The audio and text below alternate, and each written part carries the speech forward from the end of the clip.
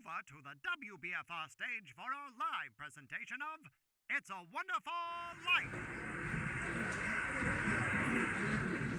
Good evening, ladies and gentlemen, and welcome to a live broadcast of WBFR Playhouse of the Air. We thank you for braving the weather this Christmas Eve, and you'll be glad you did when you hear the story we have for you tonight.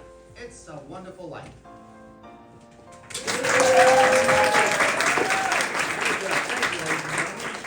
Remember, this evening's program is being broadcast live from coast to coast, and our listeners are counting on your reactions as part of their listening pleasure.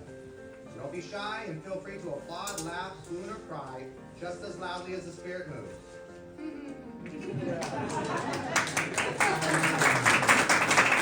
I'm getting a signal from our stage manager that we will be going live on the air in just less than 3 minutes, which allows me just enough time to introduce you to the fine acting ensemble who will be performing this evening's entertainment. You know him from Chick Carter, Boy Detective, and Cowboy Romance, playing George Bailey, the hero of tonight's story. Los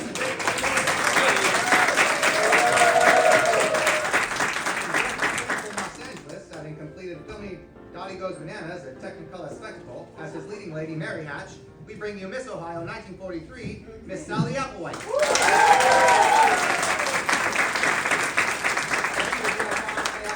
Listeners have heard our next little lady in roles ranging from Mother Cabrini to Salome, playing small town siren Violent Dick and others in this evening's story. I give you Miss Lana Sherwood.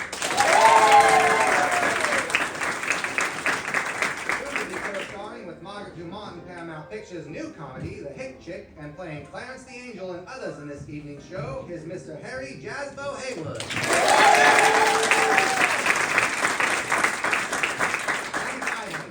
Females Are Fabulous, and here with you every week on Playhouse of the Air, I'm Freddy Fillmore.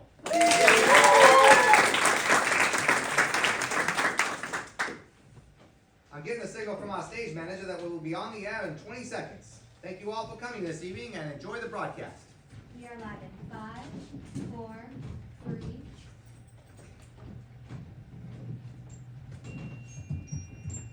This is WBFR, Playhouse of the Air. Ladies, gentlemen, boys, girls, young and old and new, greetings from WBFR, Studio A in Manhattan, New York, right here in the US of A. I'm your host, Freddy Fillmore, and it is my pleasure to bring you your favorite stories this and every week on WBFR, Playhouse of the Air. Tonight, we bring you a real feel-good heart warmer, perfect for this or any Christmas Eve. It's a Wonderful Life. We begin our story in the little town of Bedford Falls, New York, US of A, where a number of people in the town are praying for their dear friend, a typical American dreamer named George Bailey. Dear God, please look over my husband, George. George is a good boy, you know that. My son has always gone out of his way to give others a hand. Now it's him who needs the help. Help my big brother George. He's done so much for us, more for me than I remember. I remember all the times he would stay late after work and not ask to sing. The world needs more like George Bailey. George Bailey never thinks about himself. I wouldn't have a roof over my head if it wasn't for him. If it wasn't for him, I would have given up long ago. All I think about is myself. I must have taken the last cent he had. He had no sense of business, that George Bailey, just like his father. None of the Baileys were ever businessmen. It's his own fault if he wasn't prepared for times like these. It sounds like these. I can't help but think it's all my fault. Help him, Father. It's me who's putting him through all this. Something's the matter with Daddy. Should we pray for him, Mommy? Yes, Zuzu, pray. Pray very hard. The voices carry heavenward, and Joseph, the superintendent of angels, summons Clarence, an apprentice angel. Oh, you sent for me, sir? Yes, Clarence. A man down on earth needs our help. Well, splendid. Is he sick? No, worse. He's discouraged. At exactly 10:45 p.m. tonight, Earth time, that man will be thinking seriously of throwing away God's greatest gift. Oh, dear, his life. And I've only an hour to dress. What are they wearing now? You will spend that hour getting acquainted with George Bailey. Sir, if I should accomplish this mission, might I perhaps earn my wings? I've been waiting over 200 years and people are beginning to talk. What's that book you've got there? Oh, The Adventures of Tom Sawyer. Oh. I was reading it when you sent for me. Oh, fine book. Excellent. Well, you do a good job with George Bailey, and we'll see about your wings. Oh, thank you. Now, if you're going to help George, you'll want to know a little something about him. Look, see the town? Why, yes. A group of young boys sledding down a snow-covered hill and onto the ice. This is amazing. Yippee! your problem, George Bailey. A boy? That's him when he was 12, back in 1919. Something happens here you'll have to remember later on. And here comes the scare baby, my kid brother, Harry Bailey. I'm not scared. God, come on, Harry. You can make it. Harry, make a chain gang, fellas, a chain gang. So his brother fell through the ice, but George saved him. Yes, Clarence. And ever since, George has had a bad year. All that icy water, you understand. Oh, bad ear. Yes, sir. The other event came a few months later. George took an after-school job at Old Man Gower's drugstore. It's me, Mr. Gower, George Bailey. You're late. Yes, sir. Hello, George. Hello, Mary. Hello, Violet.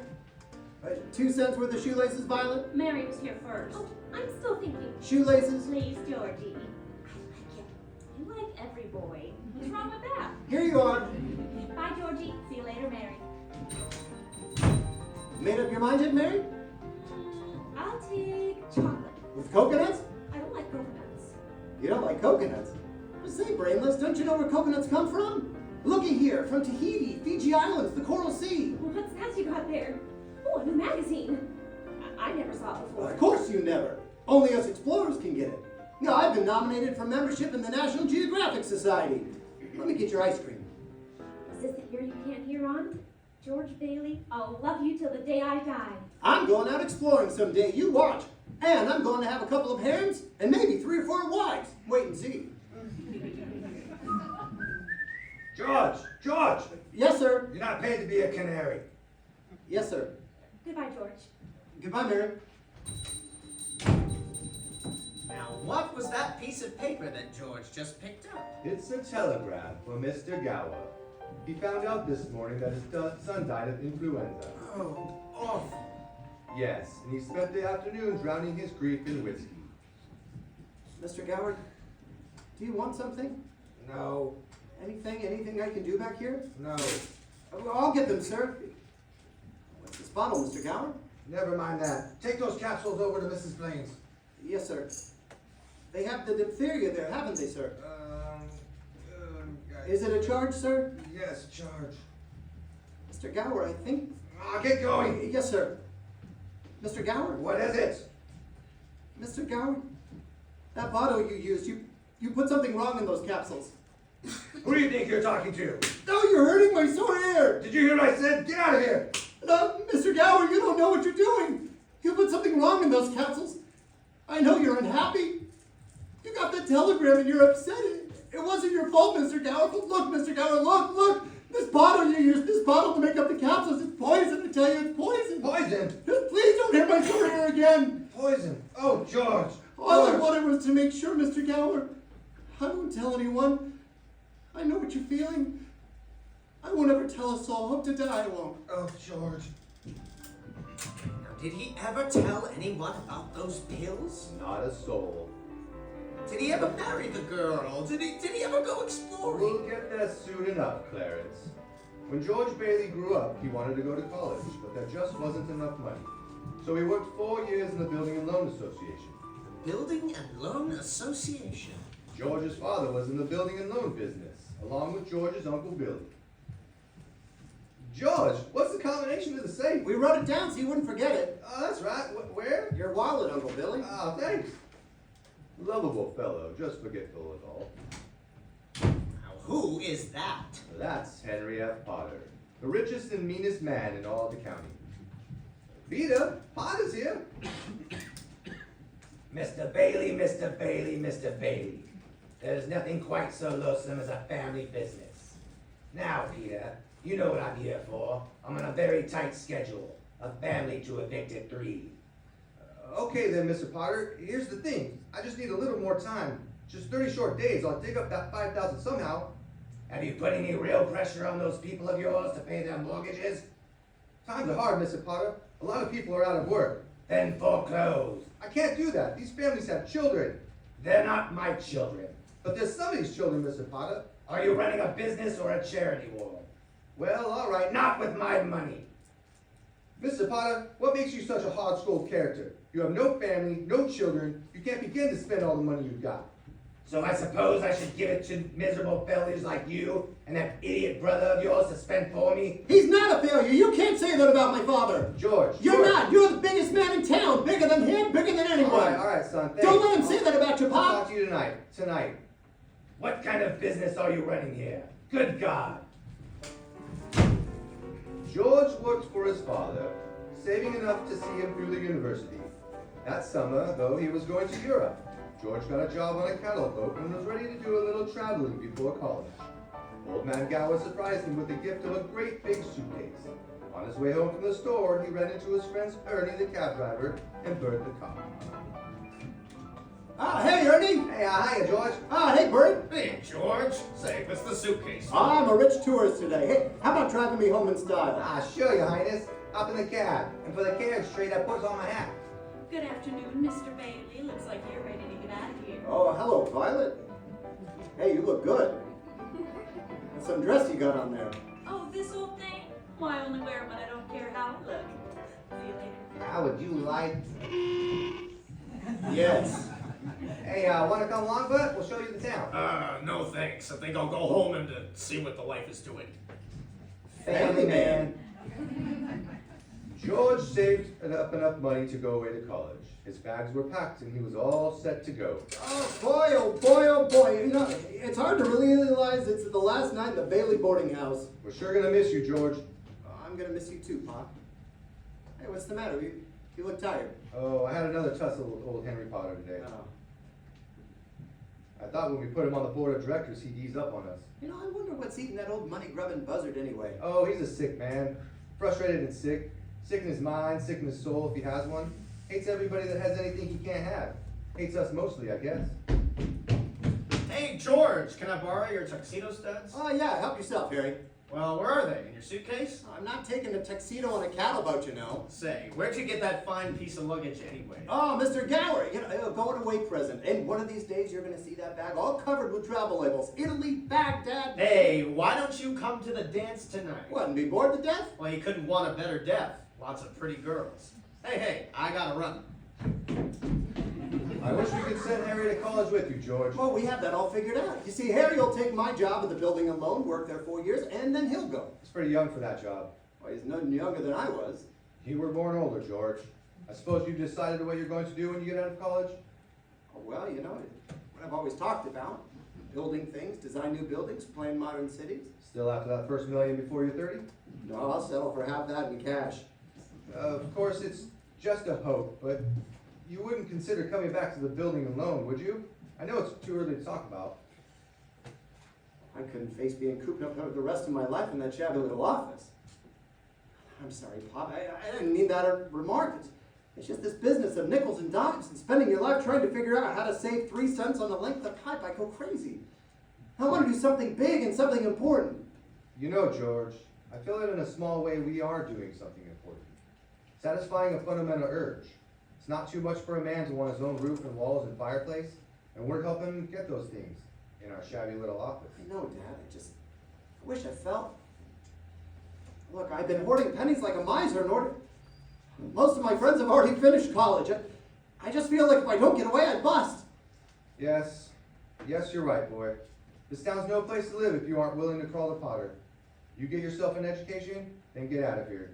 I'm glad you see what I'm talking about. Yeah, say, I think I am going to go down on Old Main Street. Last night in town and all. Have a good time, son. Oh, now, who is that? Why, that's Violet Bick. That little girl from the candy shop? That's right. Hello, Georgie Porgy. Oh, hello, Vi. What gives? Oh, nothing? Where you going? I don't know. I'll probably end up at the library. Georgie, don't you ever get tired of just reading about things? Yes. What are you doing tonight? Not a thing. Are you game, Vi? Oh, I love it, Georgie. What do you say we make a night of it? We'll go out in the fields and we'll take off our shoes and walk in the grass. What? And then we'll go up to Stewart Lake. Oh, it's beautiful up there in the moonlight. And we can swim. And then we can climb Mount Bedford and smell the pines and watch the sunrise against the peaks. We'll stay up there the whole night and everybody will be talking. There'll be terrific scandal. George, what? Have you gone crazy? Look at the grass in my bare feet. Why, it's 10 miles up to Mount Bedford. You think something. No, okay, fine, just forget about the whole thing. Forget about what, George? Nothing, Sam. Hey, you remember Mary, don't you? Hi, George. Hi, Mary. Well, say, you wouldn't mind walking Mary home, would you, George? Well, of course not. As if it's all right with you, Mary. Fine by me. Great, thanks. So, George walked Mary home. Is that important, Joseph? I'd say it is, because even though Mary lived only 4 blocks away, it took them 2 hours to get there. Buffalo gals, won't you come out tonight? Come out tonight, come out tonight. Buffalo gals, won't you come out tonight and dance by the light of the... Dance by the light of the... Dance by the light of the moon. Oh, hot dog, gee, just like an organ. Beautiful. You know something, if it wasn't me talking, I'd say you were the prettiest girl in town. Well, why don't you say it? I don't know, maybe I will. How old are you anyway? 18. 18? Too young or too old? No, just right. Your age fits you. Oh, hey, look where we are. The old Granville house. Oh, yeah, I gotta throw a rock. Oh, no, don't. I love that old house. What? No, you don't understand about deserted houses. You make a wish and then you throw a rock. George, it's such a lovely old place. I wish I lived there. In there? Well, I wouldn't live in there if I was a ghost. All right, now watch this. Pretty good shot, huh? I broke a window. What's your wish, George? Oh, it's not just one wish. A whole hatful, Mary. I'm shaking the dust of this crummy little town off my feet, and I'm gonna see the world. Italy, Greece, the Parthenon, the Colosseum, and then I'm gonna come back here, go to college and see what they know. And then I'm gonna build things. I'm gonna build airfields, I'm gonna build skyscrapers 100 stories high, I'm gonna build bridges a mile long, and then... Hey, Mary, what are you gonna throw a rock too? That's pretty good. What'd you wish for, Mary? Oh, no, if I tell you, it may not come true. Hey, Mary, come on. What do you want, huh? Do you want the moon? All you gotta do is say the word now. Okay, the moon. I'll take it. And then what? And then what? I'll throw a lasso around it and pull it down. And then you can swallow it. And it all dissolves, see? And the moonbeams would shoot out of your fingers and your toes and the ends of your hair. Am I talking too much? Yes! Why don't you kiss her instead of talking her to death? Who's that? Oh, old man Collins on his front porch. Ah, you just wasted on the wrong people. Hey, hold on, mister. Come back here. I'll show you some kiss that'll put hair back on your head. George! Uncle Billy. George, get in the car, quick! Your father's had a stroke! I'm sorry. I'm sorry, Mary. I've got to go. George's father died that night, Clarence. So of course George couldn't go to Europe. But that fall, just as he was ready to leave for college, the directors of the building and loan held a meeting. They were going to appoint a successor. Now, I want the board to know that George gave up his trip to Europe to help straighten things out here these past few months, and it was greatly appreciated. I think that's all we'll need you for, George. Good luck to you at school. I know you're anxious to make a train. I've got a taxi waiting downstairs. Mr. Chairman, I'd like to get to my real purpose. I claim this institution is not necessary to this town. Therefore, Mr. Chairman, I make a motion to dissolve the building and loan and turn its assets and liabilities over to the receiver. It is too soon after Peter Bailey's death to discuss chloroforming the building and loan. It was his faith and devotion that are responsible for this organization. I'll go further than that. I'll say that to the public, Peter Bailey was the building and loan. Oh, that's fine, Potter. Coming from you, considering that you probably drove him to his grave. Peter Bailey was not a businessman. That's what killed him. Oh, I don't mean any disrespect to him, God rest his soul. He was a man of high ideals, so-called. But ideals without common sense can ruin this town. What does that get us? A discontented, lazy rabble instead of a thrifty working class.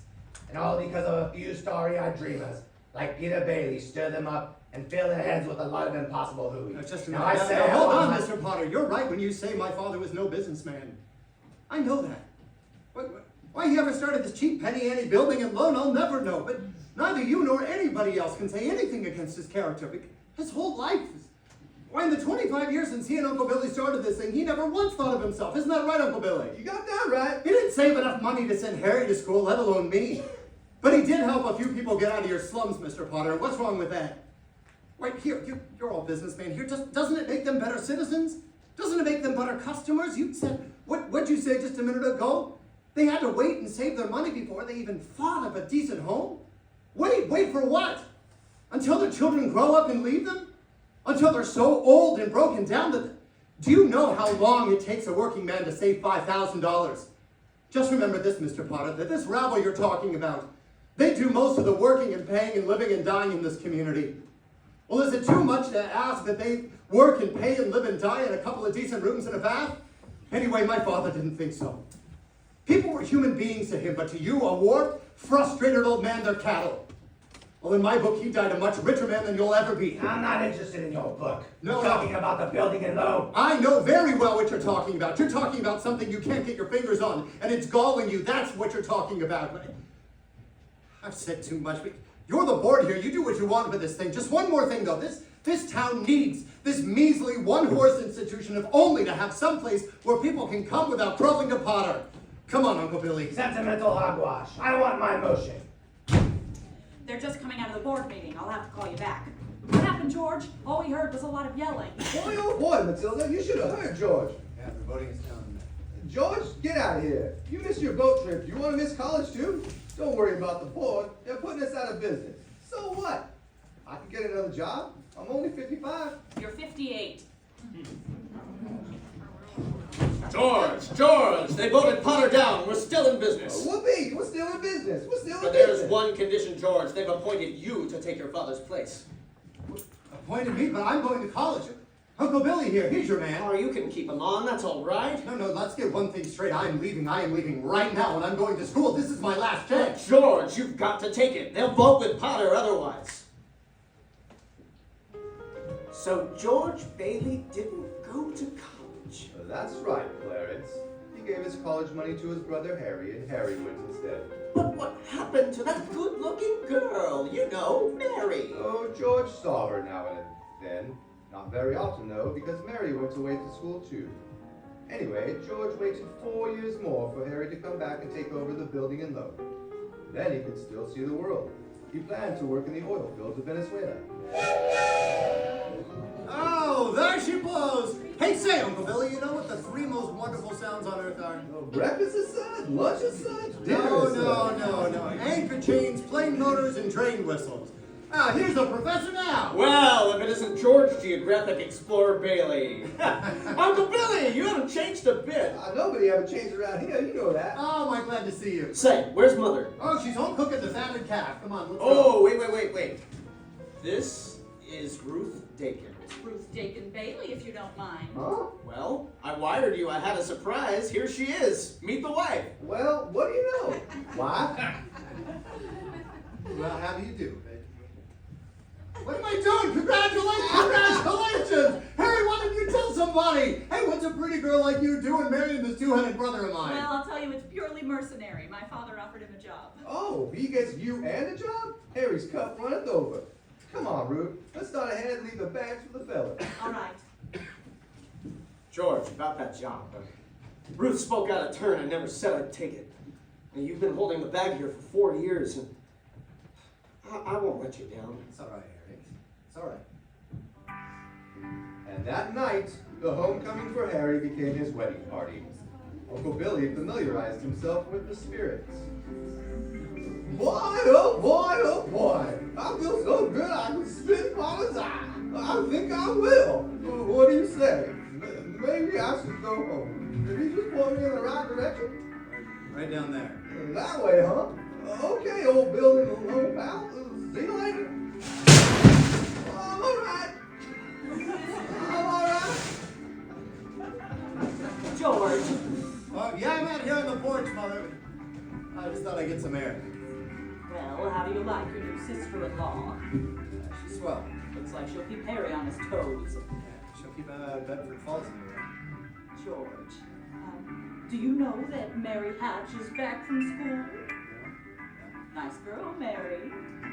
Oh, stop grumbling. Give me one good reason you shouldn't call on Mary. Yeah, Sam Wainwright. Sam's crazy about it. Oh, she's not crazy about him. How do you know that? Did she discuss it with you? Besides, Sam is away in New York and you're here in Bedford Falls. Oh, and all's fair in love and war. Well, I don't know about war. All right, Mother. Well, then, I think I'll go out and I'll find that girl and I'll do a little passionate necking. George! All right, goodbye, Mrs. Bailey. Oh, by the way, do you want any books at the library? The library? George, you go and see Mary, you hear? Hello, George. Hello, Mary. I just happened to be passing by. Your mother just phoned and said you were on your way over to pay me a visit. My mother just called you? How'd she know? Well, I didn't tell anybody. I just went for a walk and happened to be passing by. Went for a walk. That's all. When did you get back? Tuesday. Would you like to come in? Well, I guess since I'm here. Say, where'd you get that dress? Do you like it? It's all right. You know, I thought you'd go back to New York with Sam and Francie and the rest of them. Oh, I worked there a couple of vacations, but I don't know, I guess I was homesick. Homesick? From Bedford Falls? Oh, yes, and my family and everything. Oh, would you like to sit down? All right, for a minute. I still can't understand it, though. You know, I didn't tell anybody I was coming over here. Would you rather leave? No, I don't want to be rude. It was nice about Harry and Ruth, wasn't it? Yeah, it's all right. Don't you like her? Of course I like her. She's a peach. Oh, it's just marriage in general you're not enthusiastic about. No, marriage is okay for Harry and Sam Wainwright and you. Mary, who's out there with you? It's George Bailey, Mother. George Bailey, what does he want? What do you want, George? Me? Not a thing. I just came in to get warm. He's making violent love to me, Mother. You tell him to go right back home and don't you leave the house. Sam Wainwright promised to call you from New York tonight, didn't he? You know, your mother needed... You know, I didn't come here for it. What did you come here for? I don't know. You tell me. You're supposed to be the one who has all the answers. You tell me. Well, why don't you go home? That's where I'm going. I don't know why I came here in the first place. Mary, the telephone, it's Sam. I'll get it. Yeehaw, hello, Sam. How are you? Oh, I'm great. Gee, it's great to hear your voice again. Well, it's awfully sweet of you, Sam. There's no friend of yours here, George Bailey.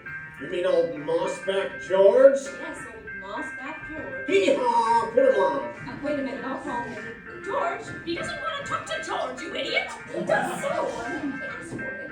George, Sam wants to speak to you. Hello, Sam. Hey, a fine pal you are. What are you trying to do, steal my girl? What do you mean? Nobody's trying to steal your girl. No, wait a minute. I want to talk to both of you. Tell Mary to get on the extension. Mother's on the extension. I am not. We can both hear you. George, just put your head in a little closer. There, that's better. We're listening, Sam. Now, I have a big deal coming up that's going to make us so rich. George, remember that night at Martini's bar when you told me about making plastics out of soybeans? Yeah, soybeans, yeah. Well, my father's checked into it, George, see? And now he's going to build a factory outside of Rochester. Now, how do you like that? Well, Rochester, why Rochester? Well, why not? Can you think of anything better? I don't know. Well, why not right here in Bedford Falls? Oh, you remember the old tool and machinery works? You tell your father he can get that for a song and all the labor he wants too. Half the town was thrown out of work when they closed down. That's so. I'll tell him. Hey, that sounds great. Whoa, baby, I knew you'd come through. Now, here's the point, George. I may have a job for you. That is, unless you're still married to that old broken down building and loan. Oh, Mary! I'm here. You tell that guy I'm giving him the chance of a lifetime, you hear? He says it's the chance of a lifetime. Give me that phone. Now you listen to me, Mary. I don't want any plastics and I don't want any job and I don't want to get married ever to anyone. Do you understand that? I want to do what I want to do and you're not going to... George. Oh, Mary. Oh, Mary, I love you. George, I love you too.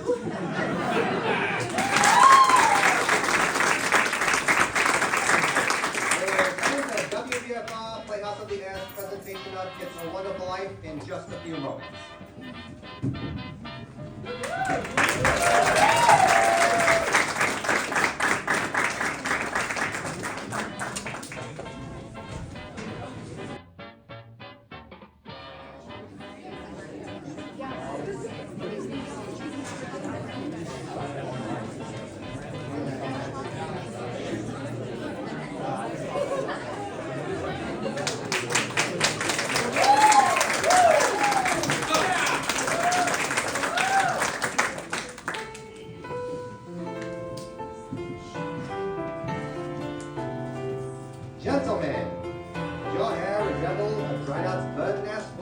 dandruff flakes? Do you plaster your hair down like a cheap gigolo smelling to high heaven? When girls get a gander at the tip top of your noggin, do they go? Well, here's a friendly hint that may just help you out in the romance department. Starting tomorrow, why not try Bremel Hair Tonic? Yes, sirree, you'll be heading for success with Bremel Groomed Hair. A success with the gals and on the job, Bremel always keeps hair looking mighty attractive. Always in place, a real sex appealer.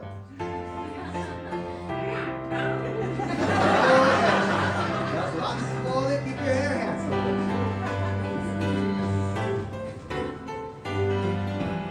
Not only will dames love it, your barber will shout out with glee.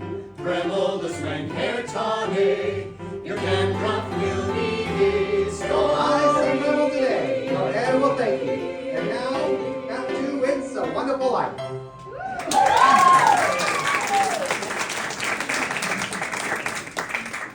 George and Mary were married.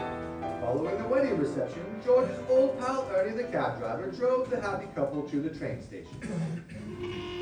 Hey, where you two going on this here now honeymoon? We're gonna shoot the works, Ernie. A whole week in New York, a whole week in Bermuda, the highest hotels, the oldest champagne, the richest caviar, the hottest music, and the prettiest wife. Here's the kitty, Ernie. $2,000. Oh, I feel like a bootlegger's wife.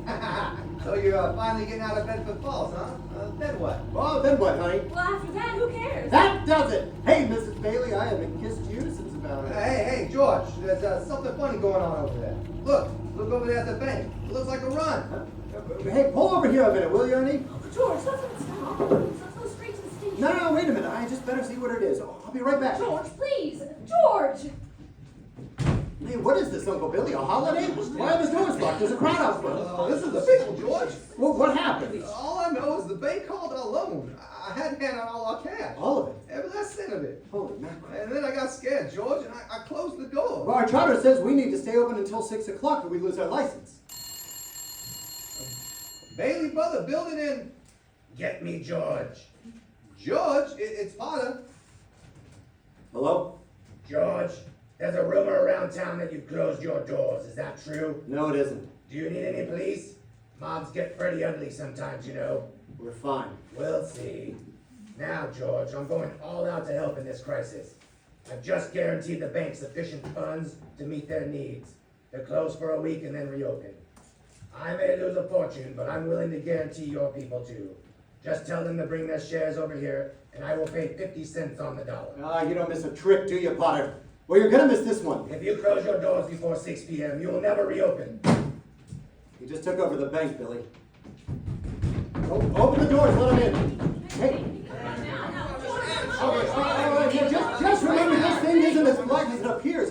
I have some news for you folks. I just talked to Old Man Potter, and he is guaranteed cash payments at the bank. Well, how about our money, George? Where's our money? All right, please, just wait a minute. Listen to me. You're thinking of this place all wrong. Well, the money's not here. No, wait a minute. Let me tell you. Your money's in people's houses.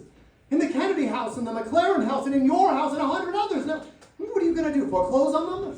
I've got $242 in here, and $242 isn't going to break anybody. All right, Charlie, all right. Now, you'll get your money in 60 days. 60 days? Well, now, that's what you agreed to when you bought your shares. I got my money. Old Man Potter's taking over the bank. They'll pay you 50 cents on every dollar. Now, wait a minute. Please, folks, please don't leave. I beg of you not to do this. If Potter gets a hold of your shares, he'll be owning the building and loan. He's got the bank, he's got the bus line, he's got the department stores, and now he's after us. Why? Because he wants you to keep living in his shacks and paying the kind of rent he decides to charge. Now, we can get through this all right, but we've got to stick together. We've got to have faith in each other. My husband's out of work. We need money. Well, I got time to build faith. I can't feed my kids on faith. Well, how much do you need? We've still got some money. We've got $2,000 from the wedding.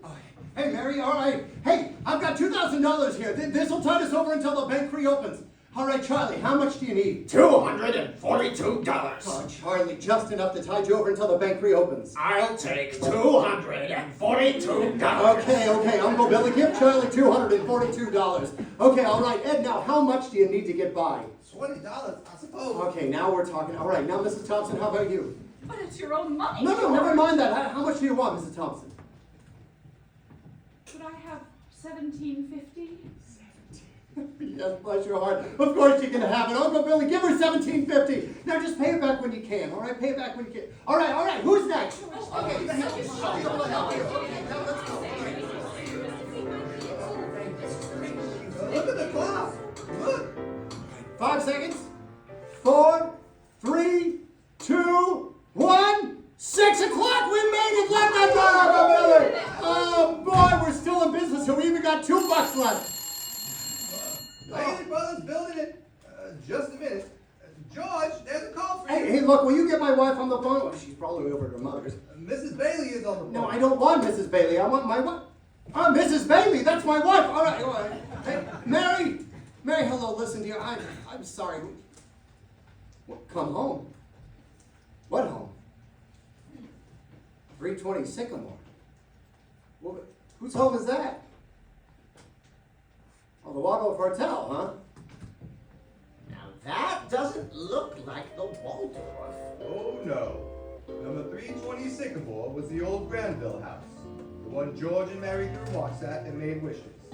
Mary had prepared the house, including a turkey dinner, romantic decorations, and even a marriage bed. Welcome home, Mr. Bailey. Well, I'll be. Remember the night you broke the windows in this old place? This is what I wished for. Darling, you're wonderful. Yes, sir. That's where they spent their honeymoon. That's where they started their lives together.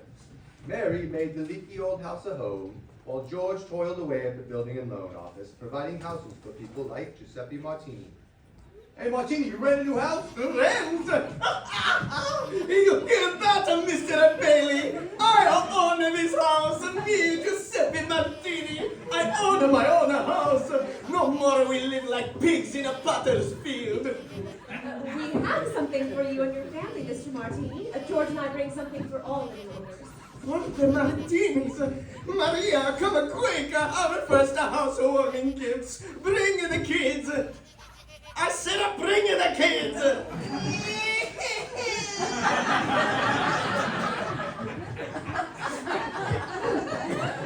Bread, so that this house may never know hunger. Salt, that life may always have flavor. And wine that joy and prosperity may reign forever. And to the Martini Castle. Bailey houses were popping up all over the place, mostly owned by people that used to live in Potter's Field. And Potter had had just enough of that. So after a couple of years, old man Potter decided to call out George into his office. Sit down, George, sit down. Have a cigar? Thank you, sir. Well, it's quite a cigar, Mr. Potter. You like it? I'll send you a box. Well, I suppose I'll find out sooner or later, but just what exactly did you want to see me about? George, now that's just what I like so much about you, George. I'm an old man and most people hate me. But I don't like them either, so that makes it all even. You know just as well as I do that I run practically everything in this town but the Bailey building and loan. You know also that for a number of years I've been trying to get control of it, or kill it. But I haven't been able to do it.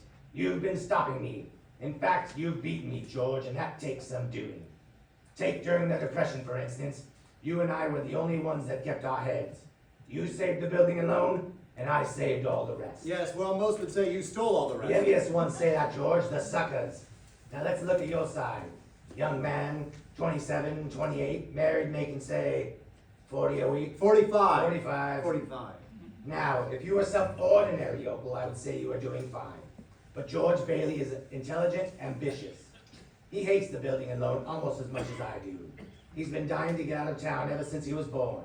A young man, the smartest one of the crowd, mind you, who has to sit by and watch his friends go places because he's trapped. Trapped into frittering his life away playing nursemaid to a lot of garlic eaters. Do I paint a correct picture, George, or do I exaggerate? What's your point, Mr. Potter? My point is you're the only man in town who's licked me. I want to hire you. Manage my affairs. I'll start you out at $20,000 a year. $20,000 a year? You wouldn't mind living in the nicest house in town, buying your wife a lot of fine clothes, a couple of business trips to New York a year, maybe once in a while Europe. You wouldn't mind that, would you, George? What? You're not talking to somebody else around here, are you? Are you sure you're talking to me? I'm George Bailey. Don't you remember me? The building and loan, remember? Yes, George Bailey, whose ship has just come in, providing he hasn't brains enough to climb aboard. Well, what about the building and loan? Confound it, man. I'm offering you a 3-year contract of $20,000 a year. Is it a deal or isn't it? Mr. Potter, I know I ought to jump at that chance, but I wonder if you might give me 24 hours to think about it. Sure. You go home and talk to your wife. Yeah, I'd like that. In the meantime, I'll draw up the papers, and soon you'll be managing my affairs. Your affairs? No, the answer is no. Doggone it. You sit around here and you spin your little webs and you think the whole world revolves around you and your money? Well, it doesn't, Mr. Potter. In the whole vast configuration of things, I'd say you were nothing but a scurvy little spider.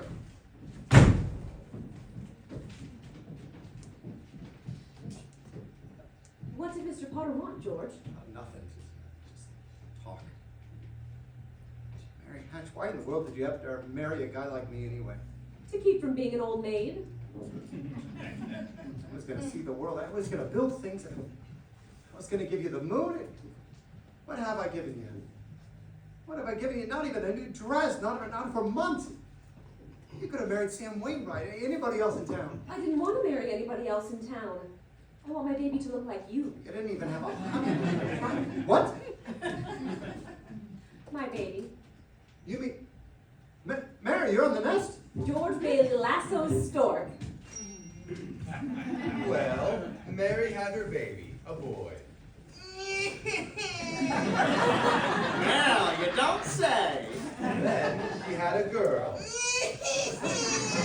Well, what do you know? Night after night, George would come home late from the office. Things weren't good with the building and loan. Potter was really bearing down hard. Then came the war. Mary had another baby by then, but still had time to run the USO. Gower and Uncle Billy sold war bonds. Violet entertained the troops. Bert the cop was wounded in North Africa, got the Silver Star. Ernie the taxi driver parachuted into France. Harry Bailey topped them all. The Navy flyer, he shot down 15 planes. Two of them as they were about to crash into a transport full of soldiers. Yes, but George. What about George? George? 4F on account of his ear. George fought the Battle of Bedford Falls. Air raid warden, paper drives, scrap drives, rubber drives. On VE Day, he wept and prayed. On VJ Day, he wept and prayed again. We're getting pretty close to today, aren't we? Yes, Clarence. You now know almost everything you have to know about George Bailey, except what happened that finds him down there at this moment wanting to die. Well, sir? Well, today's the day before Christmas, and Billy is at the bank to make a deposit when he ran into Old Man Potter. Well, Mr. Henry F. Potter. Come to the bank to deposit some more loot, huh? Sure, you old fool. How do you like the news in the paper, Mr. Potter? Harry Bailey wins Congressional Medal of Honor. Just can't keep those Bailey boys down, now can you? Let me see that newspaper. Oh, here you go. Sorry I can't chat, you old thief. Gotta make a deposit. Well, good morning, Mr. Bailey. Good morning, Horace. Here you are. Deposit slip, bank book, and a very Merry Christmas to you. Oh, you too, Mr. Bailey. Shame, you've forgotten something, haven't you? What's that? You want to make a deposit. Well, certainly. Well, it's customary to bring the money with you. It's gone. Where'd I put it? Where'd I put that money? A terrible thing, Clarence. Terrible. Uncle Billy couldn't find the money because the envelope with the $8,000 was folded up in that newspaper he gave to Old Man Potter. At the same time as Billy started looking for the deposit, Violet came to visit George at the building and loan. Hello, Vi. Suppose you're getting things set back up at the house for the party tonight. Well, you know you're invited. Hey, what's wrong? See right through me, don't you? How much do you need? I hate doing this to you, George, but I won't be asking for any more after this. What, you're planning on robbing a bank, Vi? I'm going to Manhattan. What's in Manhattan? Why, everything's in Manhattan. A new start, at least. It's a big step, Vi. What's the matter with starting a new life right here in Bedford Falls? Well, I'll be. Never thought I'd hear that coming from you, George Bailey. I thought you hated this place. Well, I did. But this town has charm of its own. She did tours, maybe. I'm just thinking of you, Violet. Manhattan's a big place to take on your own. Made a decision. There's a midnight train tonight, and I plan to be on it. You know, it takes a lot of character to leave your hometown and start all over again. Here. No. Here's some dough. George, don't. No, what do you want to do? Hawk your purse in that hat? Want to walk to New York? You know they charge for meals and rent up there just the same as they do here in Bedford Falls. Sure. No, it's a loan. That's my business, building and loan. Now, besides, we'll get a job. Good luck to you. Glad to know you, George Bailey. Say hello to New York for me. Merry Christmas, George. George! Uncle Billy, what's going on? The bank examiner is coming today and I haven't... Today? Yeah, he wants the accounts payables. What's the matter with you? The money, the $8,000. What, Uncle Billy, what happened to you? I don't know. I was going to deposit it, and when I went to the bank, I didn't have it. $8,000, Uncle Billy. The bank examiner's in town and it's not our money. It belongs to the depositor. I'm so sorry, George. I just don't know what happened. Okay, well, the first place you look is in your coat pocket. I told you to put it in there when you left. Oh, I'm no good to you, George. I'm no good. All right, let's go then. We have to retrace your steps and we'll leave no stone unturned. And as George and Billy went looking for the deposit, Potter had a meeting with the state bank examiner, Miss Sadie Vance. The whole town's turned upside down with all the Bailey boys' homecoming, congressional medal and all. I guess they do things like that.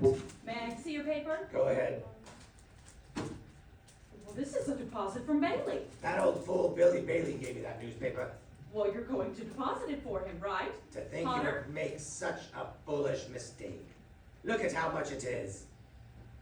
There's $8,000 in here. What a Christmas present. And he doesn't even know it. Just a minute here, Potter. I know you've been giving the Baileys a hard time, far back as I can remember. Why? I don't have to give answers to you. You're just a state examiner. Yes, I am, but I am unimpressed by your buying off everyone in town. Oh, that's it! You could never buy the Baileys. What? You heard what I said. The Baileys have always stood for something you always wanted and are so jealous of. They're honest. You're fired. You can't fire me. I'm state appointed. And what's more, I am not going to turn my back. This is stealing from the Baileys. Something like this would certainly cause them to fold. Yes, and after 25 years. Finders keepers, you know that. He gave me the money, it was his own fault. Besides, there's not a court in the county that would find me guilty. And we all know why. How's your family, Sadie? My family? I know how little state positions pay. What would you say to a little Christmas bonus? I want no part of this. That's not what I've heard. What are you insinuating? I want you to pay the Baileys a surprise visit. You'll see the records, they'll be short, you know the rest. At last, the Baileys will be where they belong, down for good. I know just what to do.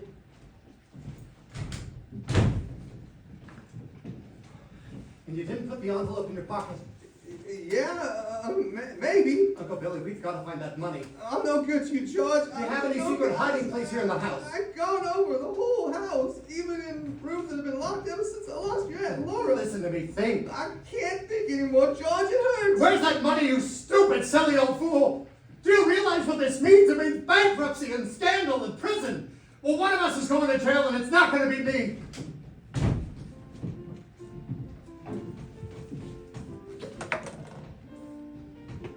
Hello, darling. Hello, Daddy. Hello, Daddy. Daddy, did you bring the Christmas wreath? What wreath? The Merry Christmas wreath for the window. That's at the office. Is it snowing? Yeah, just Where's your coat and hat? I left them at the office. What's the matter? Nothing's the matter. It's all right. Wasn't it wonderful about Harry? Or famous George? I bet I had 50 calls today about the parade and the banquet, and your mother's so excited. But must she keep playing that? I have to practice for the party tonight, Daddy. Mommy says we can stay up till midnight and sing Christmas carols. Can you sing, Daddy? Better hurry and shave, George. The families will be here soon. Families? I don't want families over here. Excuse me. Excuse me. Did you have a hectic day? Yeah, another big red letter day for the Baileys. Daddy, the Browns next door have a new car. You should see it. Well, what's the matter with our car? Isn't it good enough for you? Yes, Daddy. Excuse me. Excuse me. Excuse you for what? I burped. All right, darling, you're excused. Now go upstairs and see what little Zuzu wants. Zuzu, what's the matter with Zuzu? Oh, she got a cold. Caught it coming home from school, and they gave her a flower for a prize. She didn't want to crush it, so she didn't button up her coat. What is it, a sore throat? Oh, the doctor says it's nothing serious. Is the doctor here? I called him right away.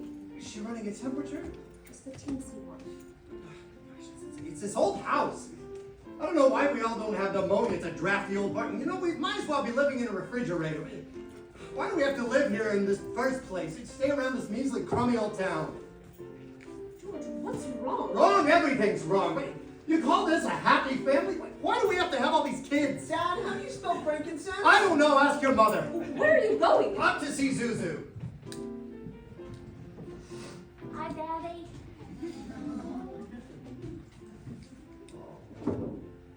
What happened to you? I want a flower. Where do you think you're going? I want to give my flower a drink. Give Daddy the flower. I'll give it a drink. Oh, look, Daddy, some of the petals came off. Paste it.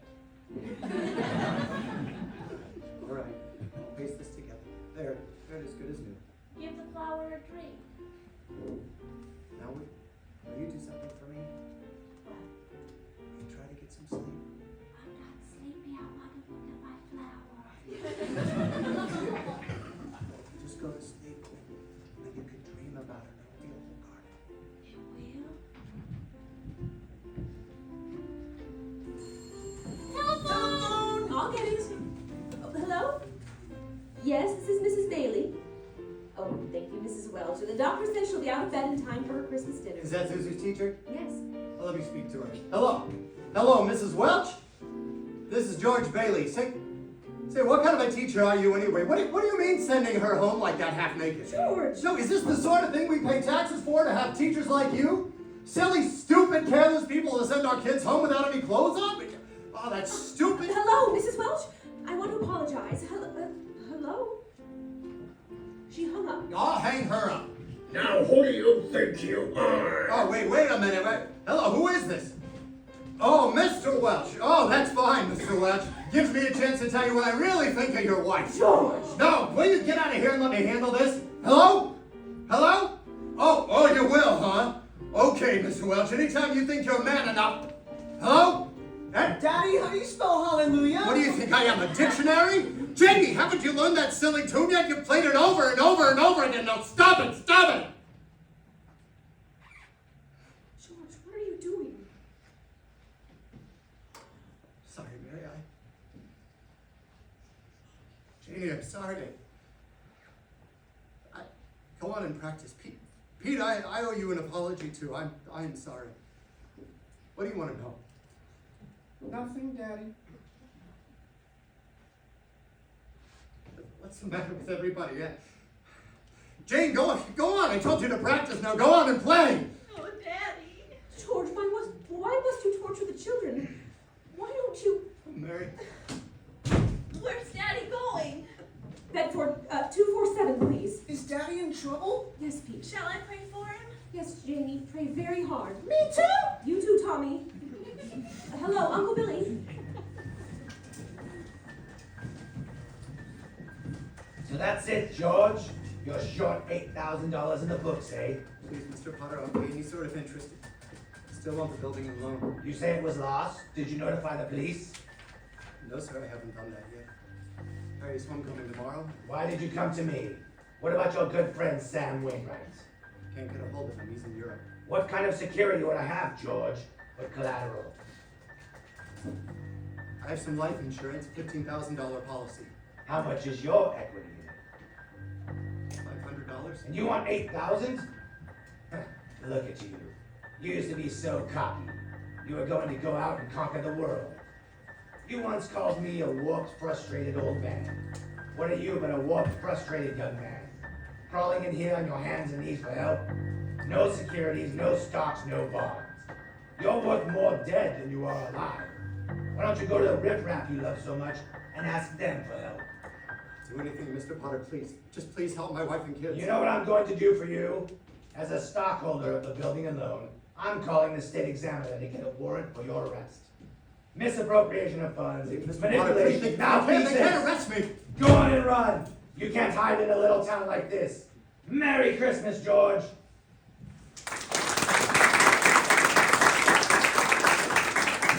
And now, more from our sponsors. Are you guilty of careless driving because windshield bug spots dulled your vision? Yes, I'm guilty. Stop trying to see through a bud-spattered windshield. Duck's Toilet Cakes gets the squash bugs off quickly, easily, yes, even when the sun has baked them in the glass. Remember, you need clear vision as well as good brakes to avoid accidents. You'll find Duck's Toilet Cake leaves the glass polish so crystal clear you'll hardly know it's there. I feel so much safer after I clean my windshield with Duck's Toilet Cake. It leaves no dangerous oily film to pick up dust and make driving difficult. Duck's Toilet Cake, the soap for 100 uses. You better wash high, you better wash low. Find your ears too, I'm telling you so. Duck's Toilet Cake is cleaning up town.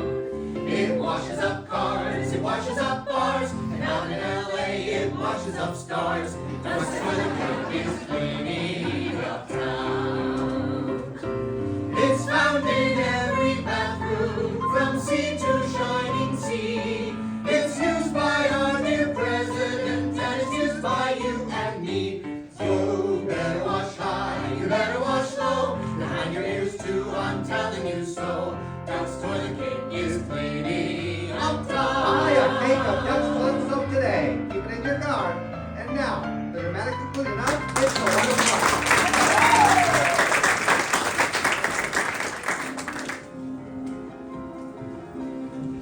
Merry Christmas! Glad you come! I'm not some of that good spaghetti. Oh, we got everything! Now, where is George, sir? Where? After running out of Potter's office, George ended up at Martini's bar. He's had a couple of drinks, Clarence. He's just sitting there. What is he saying? Who is he? God, dear Father in heaven, I am not a praying man, but if you're up there, you can hear me. Show me the way. The end of my room. Show me the way down. You alright, George? You want someone to take you home?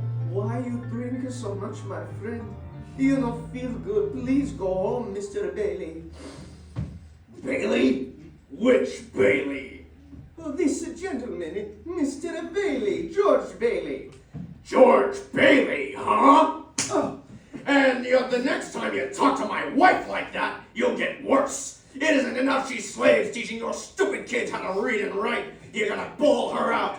You get out of here, Mr. Wedge! You hit my best friend! Get out! All right.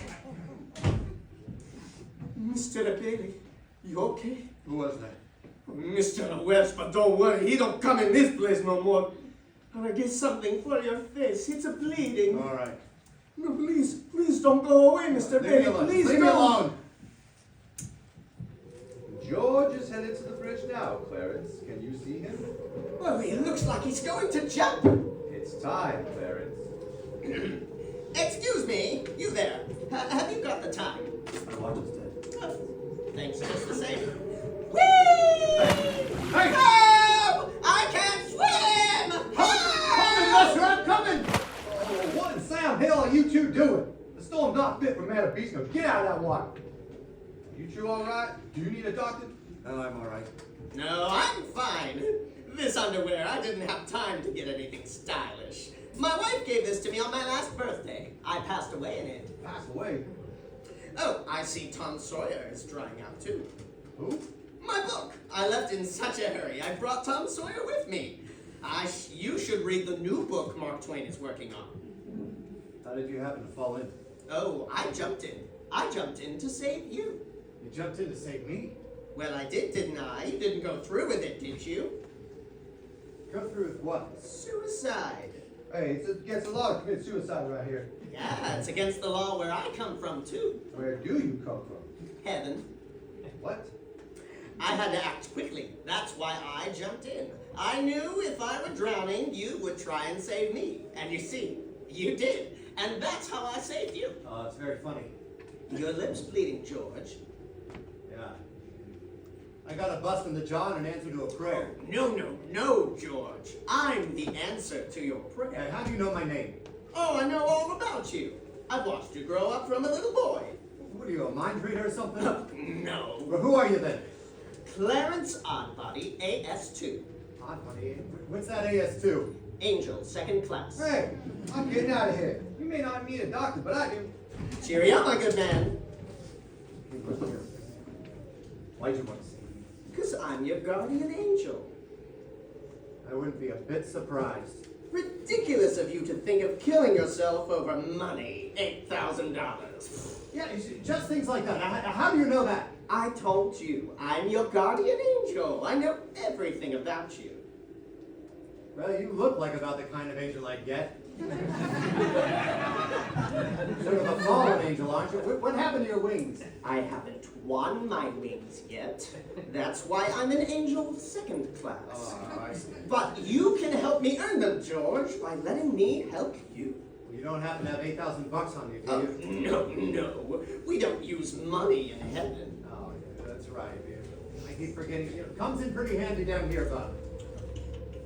And I just found it out a little too late. I'm worth more dead than alive. Now, look, you mustn't say things like that. I won't get my wings with that attitude. You just don't know all that you've done. If it hadn't been for you... Yeah, if it hadn't been for me, everybody'd be a lot better off. My wife, my kids, my friends. Now, this isn't going to be easy. I'll be better off if I just hadn't been born. What did you say? I said I wish I'd never been born. George, that's wonderful! Wonderful. The idea you just gave me. Well, you've got your wish.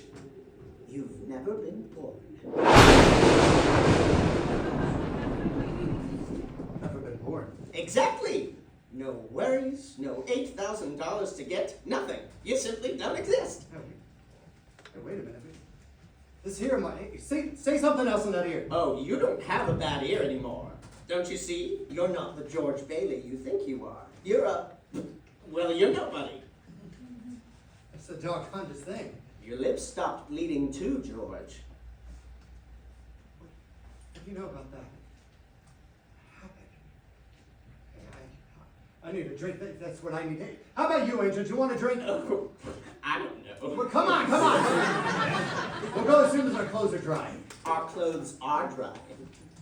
Hey, so they are. That's funny. That's so hotter than I thought. Well, look, let's get dressed and we'll stroll over to Martini's and excuse me, I'll stroll, you fly. I haven't got my wings yet. Oh, you haven't got your wings, that's right. All right, well, a couple of drinks, we'll both fly. Hey, there's a place to sit down. Here, sit down. Oh, hello, Nick. Hey, Clarence, welcome to the best bar in Bedford Falls. Bedford Falls? Don't you mean Pottersville? Pottersville? Hey, where's Martini? Look, I'm the boss. You want a drink or don't you? Okay, all right, double berth quick, huh? Okay. What's yours, bub? I was just thinking of a mulled wine. Huh? Heavy on the cinnamon, light on the clothes. Off with you, my good man, and quickly now. Hey, look, mister, we serve hard drinks in here for men who want to get drunk fast. We don't need any characters around to give a joint atmosphere. All right, now come on here, just give him the same as I ordered. It's okay. 2 double bub. What's about this place? It's all changed. All of Bedford Falls has changed. You're having your wish, George. You've never been born. Oh, there'll be lots of things you've never seen before. Oh, good! Somebody's just made it. Made what? Every time you hear a bell ring, it means that some angel just got his wings. What did you just say? Wait, look, hey, Clarence, I don't think you better talk about angels around here. They don't believe in angels? Yeah, they believe in them, but you know, it's just... Well, then why should people be surprised when they see one? Huh? Hey, don't mind him, Nick. He never grew up. How old are you anyway? 293 next May. That does it.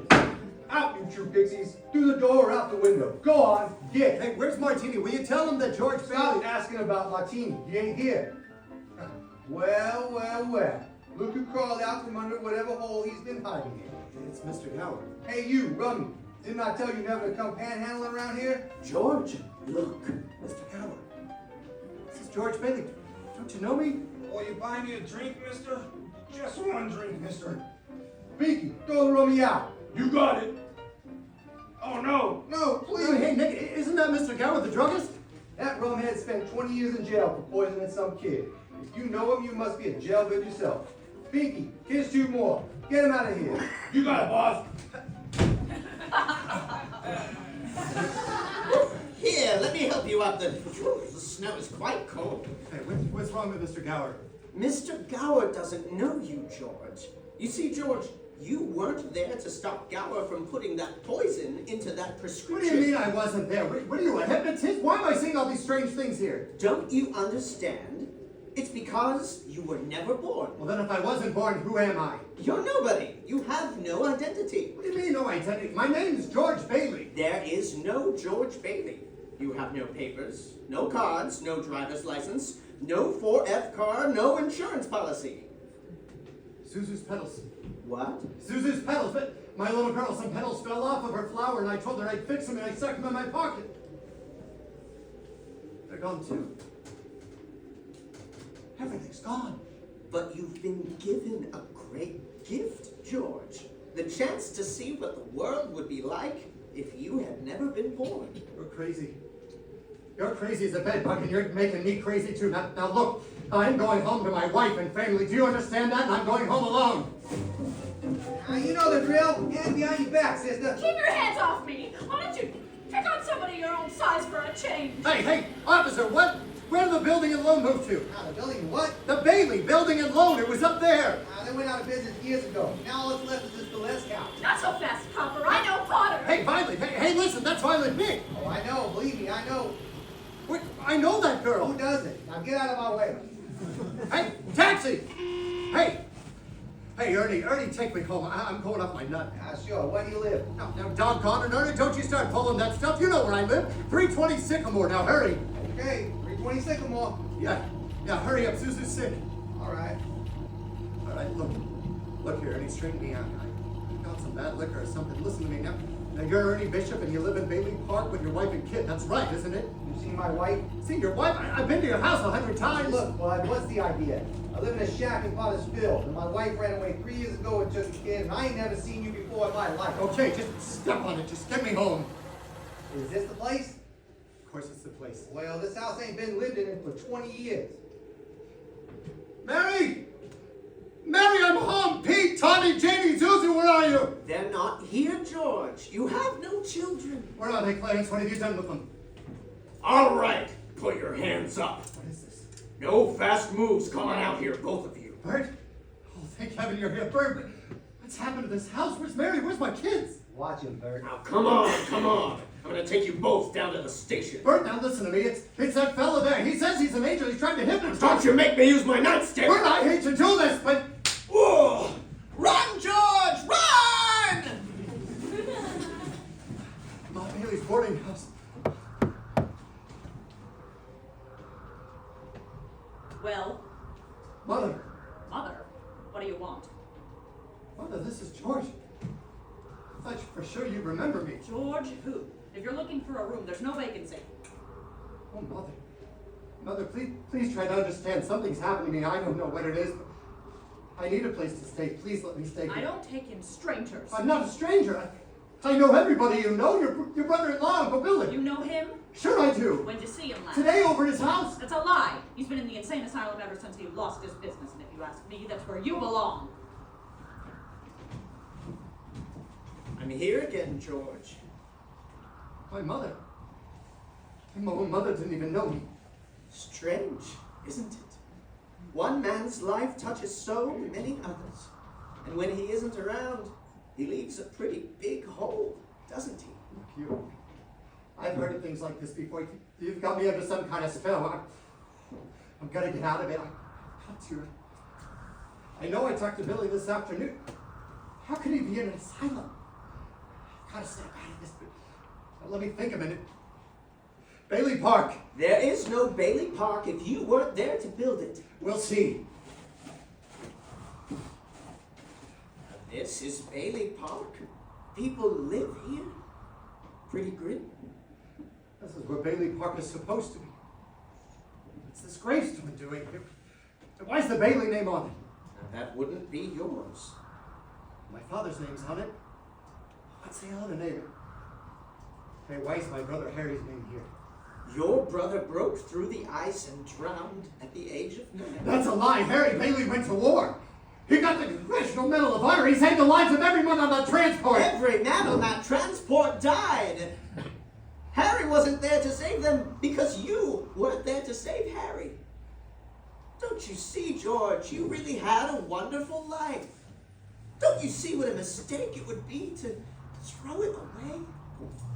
What do I do now, Clarence? What do I do? It's your life, George. What happened to Mary, Clarence? Mary? My wife, Mary, what happened to her if I was never born? I'm not supposed to tell you, Look, George. I don't know how you know these things. Wait, please. If you know where she is, please let me see her. That's all I need to make a decision. Very well, George, but you're not going to like it. Where is she, Clarence? She's an old maid. Where George. is she? She's just about to close up at the library. There must be some easier way to earn my wings. Is the library closed? It's Christmas Eve. We can't stay open all night. Can I ask you something? I should really be getting home. What is there to go home to? That is none of your business, sir. The library is closed. Maybe you should try back the 26th. Mary, I'm sorry. How do you know my name? Look, all I need is a couple of minutes. I told you the library is closed. Look, please, just 2 minutes. That's all I need. I'll do anything. You sound desperate. I'll help if I can. What is it? Isn't this the town, Bedford Falls? It used to be, but that was some time ago.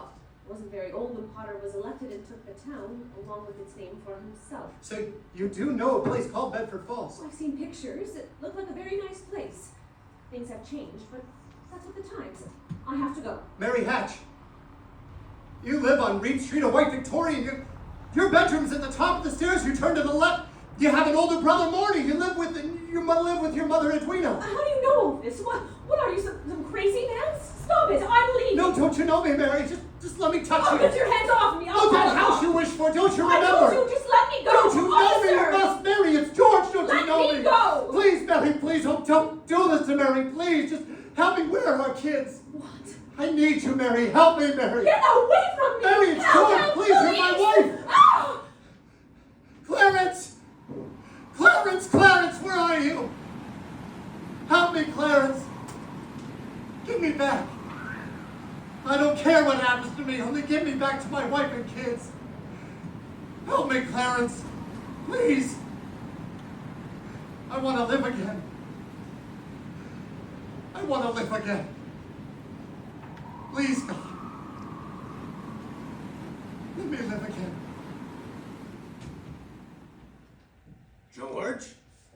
George, is that you?